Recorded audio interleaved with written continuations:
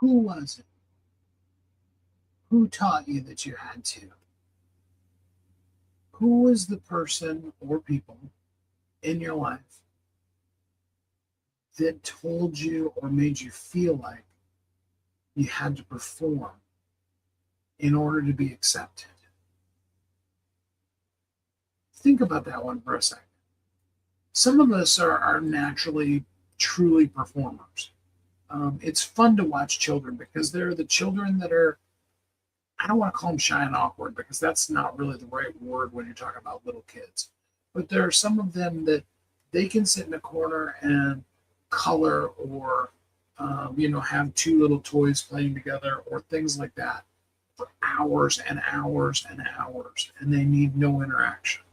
There are other children, same age, same wonderful child. So it's not a matter of, good child versus bad child or demon spawn versus, angel, any of those kind of things that labels that really children don't deserve but often get thrown on them.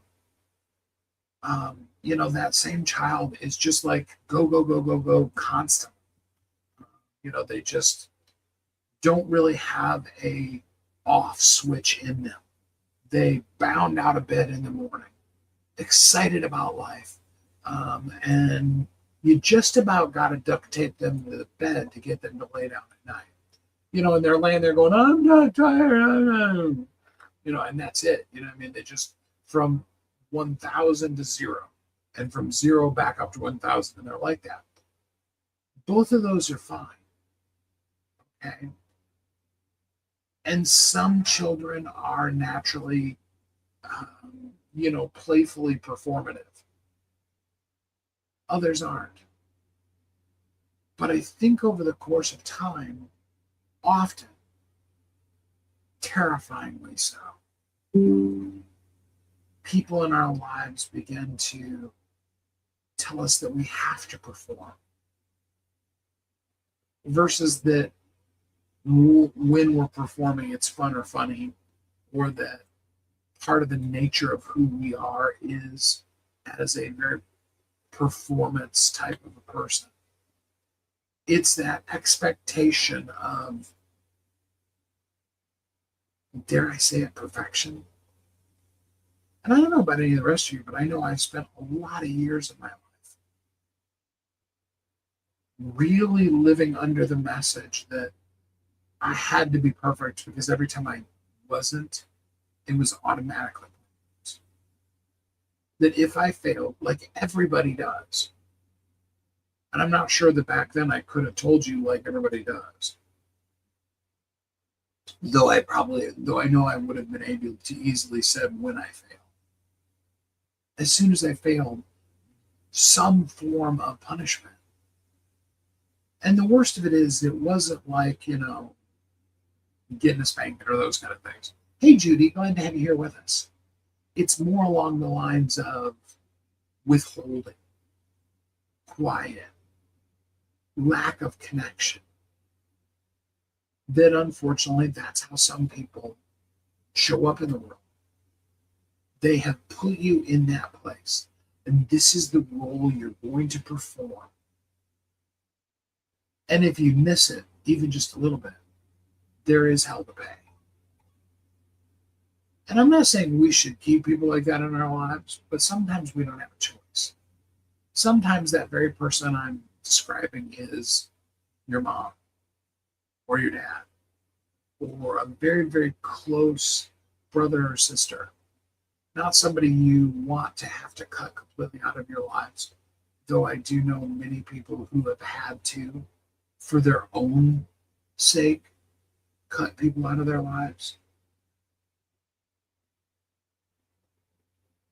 But all too often, the scary part isn't the abuser that we need to have removed from us. It's the people that really truly care. The ones that really love us probably don't know what they're doing. And yeah, we could even point all the fingers at us and say, well, it's because I never drew that boundary line and I don't know how to. Okay, I'm willing in my own life to take total responsibility for that. But what we end up with is a situation where We have to perform all the time. We have to be on all the time. And there never really is for us. And I've gotten to a place where I kind of hate this phrase because it's been so overused in the wrong way, but a place that really feels safe. That place that I like to call home, where we can just be ourselves, hang out, chill out, be together. Do you have somebody in your life that allows you to just be completely yourself? No expectations, no demands. You can be up 1 minute and down the next. All of that's fine. I'm not saying that person has to be a doormat and let you run all over them. But I am saying that they love you enough that they can let you be you. And they can love you enough that they can gently say, hey, that's not okay. Without you needing to change or perform to do it. I know in my life, I have a couple of people like that. I so appreciate it. And as I say to you often, all the time, I want this to be a place like that for you. Just a few minutes every day where we can be safe at home. It is my honor to be the person who can sit with you. And maybe some really great breakthroughs. In fact, very often they do. But the best piece of it isn't the breakthrough. It's having a place where you can just be. No superhero, no having to have to save the world. Just be you. I am a human being. I really truly am. I appreciate you. I'd love to hear your comments on the time you first felt like you had to perform, or about the person that you have in your life, or how you'd like to have somebody in your life that you can completely be yourself with. Thanks for joining me today. I hope the rest of the day is magically blessed and that you have a great week.